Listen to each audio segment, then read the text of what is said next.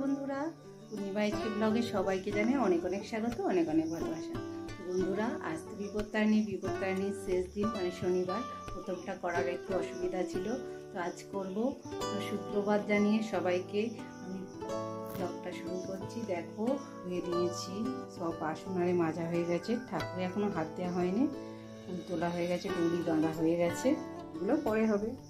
এখন রান্নাঘরে চলে এসেছি কারণ রান্নাঘরটা পরিষ্কার করে নেবো, ময়দা মেখে নেব, ভোগ করব বলে আগে ভোগটা বানিয়ে নেব। তো ভোগের সবজি কাটতে এসে ফলটাও সঙ্গে কেটে নিলাম, কারণ 13 রকম ফল আর 13 ঘি দিয়ে ওই যে ডুরি বাঁধতে হবে। 13টা লুচি, 13টা মালপোয়া, ভাজা সব কিছুই হবে। এই যে লুচিগুলো এখন ভেজে নিচ্ছি, মোটামুটি হয়ে এসছে। তারপরে ওইদিকে মালপোয়ার ডো রেডি করে রেখে দিয়েছি।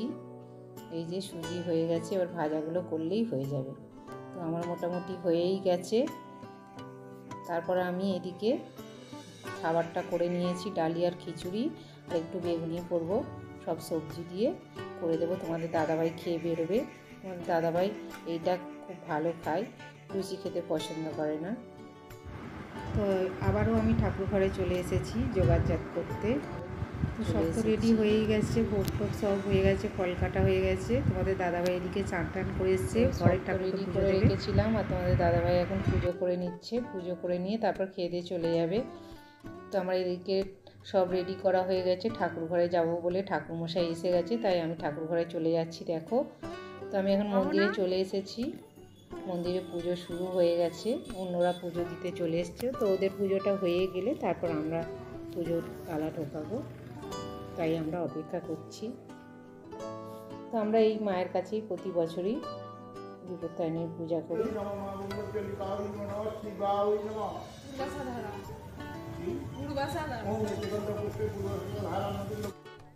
আমরা এখন এখানে পুজো হচ্ছে আর আমরা বসে আছি সবাই মিলে। এবারে পুষ্পাঞ্জলি হবে, সেই জন্য অপেক্ষা করছি।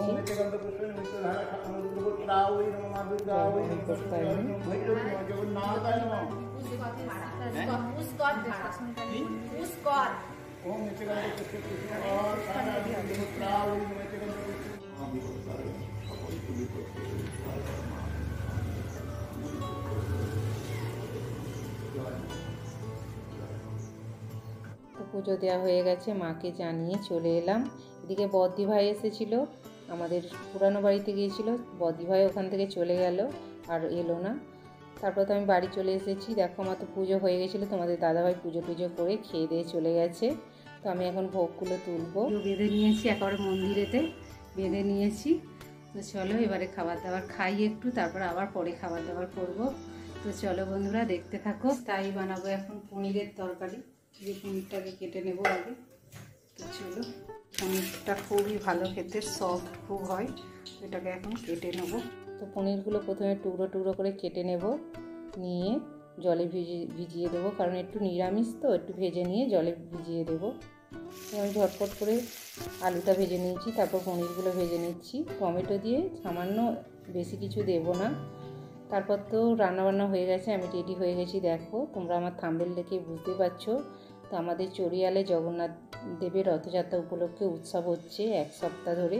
তো সেখানেই যাব আমরা 4 বান্ধবী মিলে, সেই জন্য অটোর জন্য দাঁড়িয়ে আছি। এই দেখো, চলেও এসেছি আমাদের সেই রথযাত্রা উৎসবে। প্রতি বছরই যাই, তো এবছরেও আসা হয়নি, এই প্রথম এলাম। আমরা 4 বান্ধবী মিলেই এসেছি। এখানে ভোগও খাওয়াই, কিন্তু আজকে আমি খাবো না, আমার বান্ধবীরাই খাবে। এই যেখানে ভোগের কুপন কাটা হচ্ছে, আমি পার্সেল নিয়ে নেব। আর এইখানে এই যে মালা, গোপালের সব পোশাক সব বিক্রি হচ্ছে, আমি একটা মালা নিয়ে নিলাম। তো তারপরে আমার আর এক বন্ধু আসেনি, করছিলাম। তার মধ্যে জগন্নাথকে যে 11 মাস সেখানে বিরাজ করে, সেই নীলাচল সেখানে দর্শন করলে একবার 10,000 বার দর্শন করলে সেখানে যে ফল, একবার গন্ডিচা মন্দিরে দর্শন করলে সেই ফল। তাই গৌর আনন্দে হরি বল। জগন্নাথ দেব হচ্ছে এমন একটা ভগবান, ইটিং গড, খাবার ভগবান। এনাকে যত খেতে দেবেন তত খাবে। ইনি হচ্ছেন পেটুক ভগবান বা খাবার ভগবান। 21 ঘন্টা শুধু ভোজন করে, 3 ঘন্টা চোখের পাতা নেই, সেই জন্যে জগন্নাথ ঘুমায় না। 3 ঘন্টা মন্দির বন্ধ থাকে। সেক্ষেত্রে বলিলামে রাজবেশ পড়ানো হয়, কেন উনি ওই সময় দেবতারা আসে ওনার সঙ্গে সাক্ষাৎ করতে। 3 ঘন্টা দেব দেবী দেবতারা আসে জগন্নাথ দেবের সঙ্গে সাক্ষাৎ করতে, সেই জন্য এইখানে ইনি করছেন, খুব ভালো লাগছে, আমরা মন দিয়ে শুনছি। এই যে স্ট্যান্ড ফ্যানে হাওয়া খাচ্ছি। সেই জন্য নাহলে বিশ্ববাসী জগন্নাথ বলে কোনো ভগবান আছে জানতো না।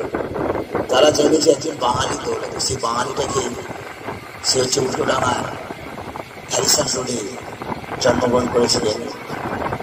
জন্মগ্রহণ হয়েছিল মাসির বাড়ি টালিগঞ্জের কাঁঠালতলা, এবং সেইখানে জন্মগ্রহণ করেছিলেন মাসির বাড়িতে। সেই অভয়চরণ দে ছিল প্রভুপাদ, যিনি ইস্কনের ফাউন্ডার আচার্য, ইস্কন মন্দিরের ফাউন্ডার আচার্য, মানে যিনি প্রতিষ্ঠাতা আচার্য। সেই অভয়চরণ দে প্রভুপাদ রথযাত্রাটি আজকে নেটে সার্চ করবেন, দেখবেন দুবাই, ইন্দোনেশিয়া, মুসলিম কান্ট্রিতেও রথযাত্রা হচ্ছে।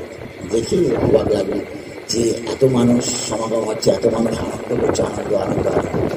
আনন্দ করতে গেলে জগন্নাথের সঙ্গে লিঙ্ক করতে হবে। জগতের নাথ, তার সঙ্গে লিঙ্ক না করলে আপনি আনন্দ পাবেন না। যাত্রা মানে গতি, যে অনুষ্ঠানে গতি আছে, যে অনুষ্ঠান সচল মানে গতি আছে, সেই রথযাত্রা।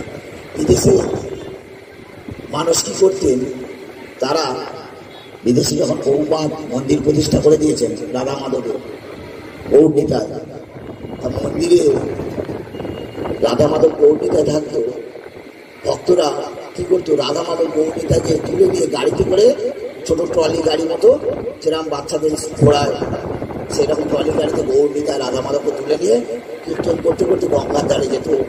মর্নিং ওয়াকে যেরকম যায় সেরকম ঘোড়াতে পরিক্রমা করতো। বহুবার দিয়ে বলে, এ কি করছো, এটা তো করা যায় না, প্রতিষ্ঠিত বিগ্রহ মন্দির থেকে তোলা যায় না, রাধা মাধব এ তোলা যাবে না, রাধা মাধব প্রতিষ্ঠিত বিগ্রহ তোলা যাবে না। তখন উনি কি করলেন, বিদেশের মানুষ তারা বলতে লাগলেন, যারা ভক্ত তারা বলছেন, স্বামীজি ভগবান সারাদিন মন্দিরে বসে থাকবে, বিরক্ত হয় না, আমরা চাই ভগবানকে একটু ঘুরি, আনন্দ করি, একটু কীর্তন করি। তো তখন বহুপাত কি করলেন, বললেন যে চিন্তা নেই, আমি তোমাদের জন্য একটা স্পেশাল ফেস্টিভ্যাল এনে দেবো বলে উনি কি করলেন, এই রথযাত্রা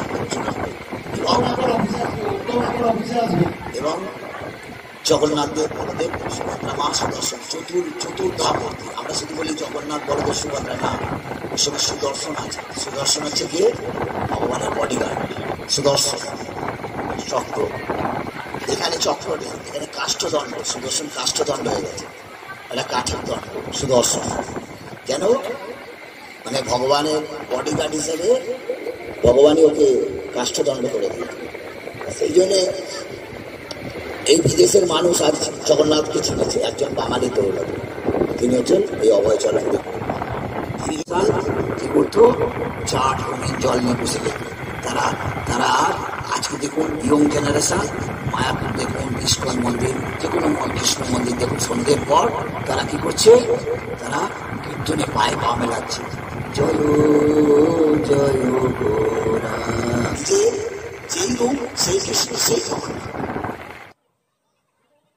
প্যান্ডেলটা খুবই সুন্দর করেছিল। এইবারে ভোগ খাওয়ার টাইম চলে এসছে, এত লাইন হয়েছে। তারপরে এদিকে তো জগন্নাথ দেবের ভোগের সময় হয়ে গেছে, এখন ভোগ আরতি হবে। দেখো তোমরা, খুব ভালো লাগবে। আর মহত্ব কথা কেমন লাগলো অবশ্যই কমেন্ট করে জানিও, আমার তো বেশ লেগেছে।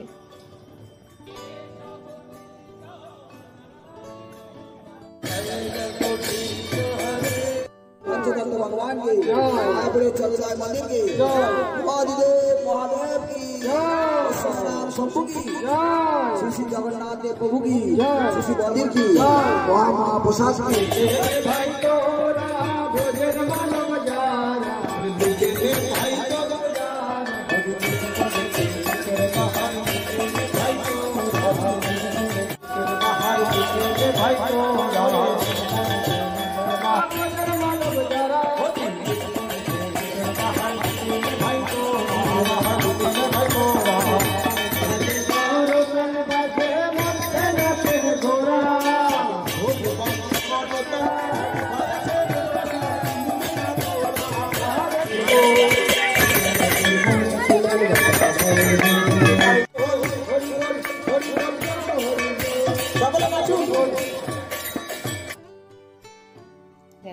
বৃন্দাবনের মতো সব ঘোরাঘুরি খাচ্ছে।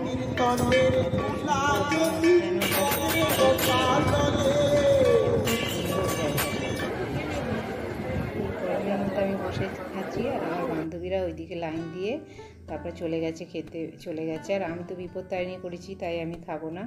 তো প্রথমে ওরা দিয়েছিল খিচুড়ি আর একটা তরকারি লাবড়া, তারপর পোলাও, আলুর দম আর কাঁচকলার কোপ্তা। খুব ভালো টেস্টি খাবার হয়েছিল বলছিল। তারপর চাটনি, পাঁপড় আর হয়েছে পায়েস। তো আমি তো এখানে এখন প্রসাদ খেয়ে নিচ্ছি, বসে আছি। তারপর তোমাদের দাদাভাই চলে এসেছিলো, ওর সঙ্গে বাড়ি যাব। আমার বান্ধবীরা ওইদিকে বাড়ি চলে গেছে। এই যে তোমাদের দাদাভাই আর আমি বাড়ি চলে এলাম। তো বন্ধুরা, কেমন লাগলো অবশ্যই কমেন্ট করে জানিও। জগন্নাথ দেবের রথযাত্রার মহত্ব কথা কেমন লাগলো? আমি বাড়ি চলে এসেছি, খুব গরম হচ্ছে, এবার চেঞ্জ করে নেবো। তো বন্ধুরা, আমার ব্লগটা এখানে শেষ করছি, দেখা হবে অন্য ব্লগে।